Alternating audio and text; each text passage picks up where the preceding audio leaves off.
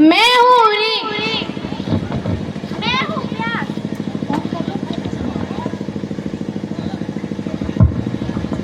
मैं हूँ हवा। मैं हूँ प्यास। मैं हूँ पेंट बाबू। मैं हूँ पर्यावरण, आकाश, हवा, धरती, पानी मेरे अवयव हैं। मैं सृष्टि का संतुलन हूँ। मैं हूँ वृक्ष, आकाश, हवा, पानी, धरती और इस संतुलन का संसाधन हूँ मैं इस धारा के सभी जीव जंतु एवं प्राणियों का पालन हूँ। मैं इन सभी जीव जंतु एवं प्राणियों का पोषक हूँ। अगर मैं धरती में ना रहूँ तो जीवन भी नहीं रहेगा। मुझ पर आरोप है कि मैं मनुष्यों का दोस्त नहीं रहा और मुझ पर यह आरोप है कि मैं इतना सक्षम नहीं रहा कि मानव की सेवा ना कर सकूं। न्याय चाहिए, मुझे भी न्याय चाहिए। मैं हूँ हवा। मैं प्राणियों के सांसों में बसती हूँ। जब मैं रहती हूँ जीवन रहता है। फूल खिलकर महकते रहते हैं। पेड़ों पर चिड़िया चहकते रहते हैं। मुझ पर आरोप है कि मैं मेली और विषैली हो गई हूँ। आखिर यह जहर मुझ पर किसने भरा? मुझे भी न्याय चाहिए। पकड़ो। कौन हो तुम? मुझे भी न्याय चाहिए। वो तो ठीक है, पर तुम कौन हो? मैं प्यास हूँ। शादी के जोड़े में छोटी सी बच्ची। हाँ, शादी के मंडप से भागी हूँ तो शादी के जोड़े में ही ना रहूंगी। इस उम्र में शादी? तुम्हारे कारण। पर मेरे कारण? गांव में भयानक सूखा पड़ा, फसल बर्बाद हो गई। माँ बाप सारे दिन मजदूर करते हैं और शाम को पानी खरीदने में सारे कमाई लगा देते हैं। तो उन्होंने मुझे पैसा पानी के बदले बेच दिया। बेच दिया? किसे बेच दिया? पेंट बाबू के कारीगरों के सारे इलाकों का पानी, टैंकों का पानी बिकता है। तेरा गांव तो बहुत हरा भरा था ना बिटिया? अब नहीं रहा। मुझे पहचानती हो? नहीं। अरे मैं वही वृक्ष हूँ जिसका नीचे तुम्हारी झोपड़ी हुआ करती थी। हाँ, अभी याद आया। तुम्हारे छांव में हम खूब खेला करते थे और फिर मेरे ऊपर चढ़ जाते थे तुम्हारे खोह में बने चिड़ियाओं के घोंसले से अंडे निकालने के लिए। और उसके बाद मुझे पत्थर से भी मारते थे तुम्हारे ऊंचाई लगे फल को तोड़ने के लिए। हाँ, फिर मेरी एक बात तारीफ भी बहुत किया करते थे। हाँ, वृक्ष हमारे पिता के समान है। वृक्ष हमें भोजन देती है, हवा ठंडक देती है, जीवन देती है, जीने का साधन देती है। वृक्ष हमारे पिता के समान है।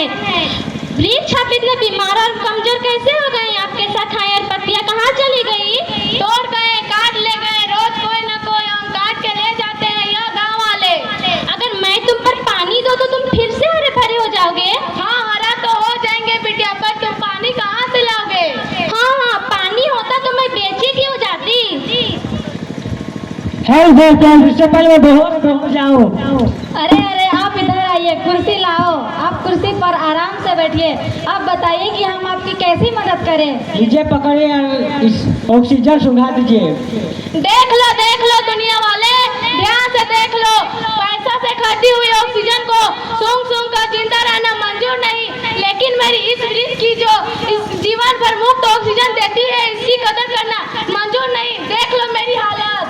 क्या आप ठीक हैं? हाँ, मैं बिल्कुल ठीक हूँ। बहुत थक गया हूँ, तेरा सांस फूल रही है। क्या थक गए हैं? आप बहुत दूर से आए हैं। हाँ, मैं बहुत दूर से आया हूँ। कितनी दूर से आए हैं? 2 किलोमीटर दूर से आया हूँ। 2 किलोमीटर तो कुछ दूर नहीं हुआ। क्या आप पैदल आए हैं? पैदल नहीं, मैं अपनी एयर कंडीशनर गाड़ी से आया हूँ। पैदल आता तो कोई घंटों पहले ही पहुँच जाता। मैं 5 मिनट की दूरी को 5 घंटा तय करके आया हूँ।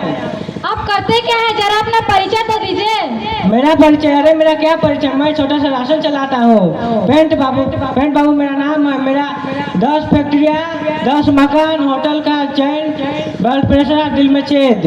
अरे वाह, 10 फैक्ट्रियाँ, 20 मकान, होटलों की चैन। फिर भी आपकी ऐसी हालत कैसे हो गया पेंट बाबू? पर्यावरण के कारण। पर्यावरण ने क्या किया है? पर्यावरण ने क्या क्या नहीं किया है? सांस लेने के लिए हवा नहीं, पीने के लिए पानी नहीं, घर से बाहर निकलो तो खांसी और खुजली, इसके अलावा मिलता ही क्या है?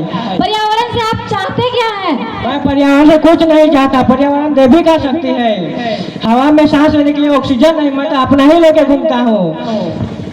मेरी बस चले तो मैं पर्यावरण की गला ही खोट दूँ। हाँ, आप ठीक कह रहे हैं। पर्यावरण का गला ही घोट रहे। लेकिन अब थोड़ी सी मदद करें तो ये सब कुछ ठीक हो सकता है। लेकिन आप करेंगे नहीं। दूसरों को दोष देने से पहले खुद की गरिमा में झांक कर देखिए पेंट बाबू। अरे यार किसकी बड़ी तरफदारी हो रही है?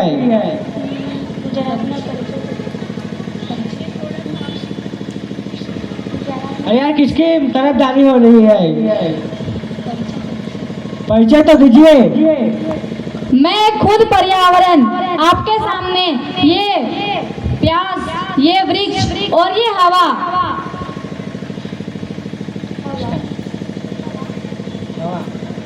किसने कहा है चूल्हा जलाने को? मेरे ये समझ में नहीं आती है कि बिजली का उपयोग क्यों नहीं करते हो? बिजली पेंट बाबू आपको किससे मिलते हैं? चार कहाँ से मिलेगी? मेरा भी तो 3 थर्मल पावर हाउस है। ये थर्मल पावर हाउस किससे जलते हैं? कोयले से और क्या से चलेगी?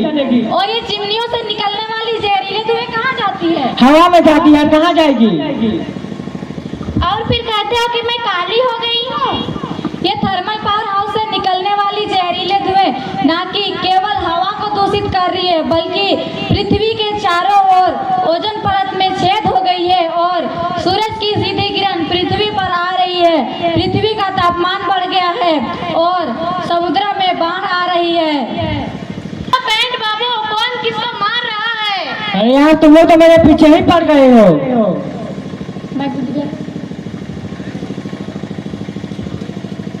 पीछे पड़ गए हैं हम? जरा बताओ तो। हमारे गांव का सारे पानी लेकर नदी नाला सूख गया, खेत बंजर हो गए। बाकी बचा तुम्हारे टैंकों का पानी, गरीबों का नरकंका। क्या तुम इसे रोक नहीं सकते? इस गांव के सड़क के सारे पेड़ तुमने काट दिया, क्या तुम इसे रोक नहीं सकते? कहीं बाढ़ आ रही है, कहीं सूखा पड़ रहा है, तो कहीं भयंकर ठंडी, तो कहीं भयंकर गर्मी। क्या तुम इसे रोक नहीं सकते? अरे यार मैंने तो तुम लोग ने थोड़ा सा रिक्वेस्ट किया था कि हवा में थोड़ा ऑक्सीजन बढ़ा दो। आप लोग ने तो मेरी रायता ही फैला दी।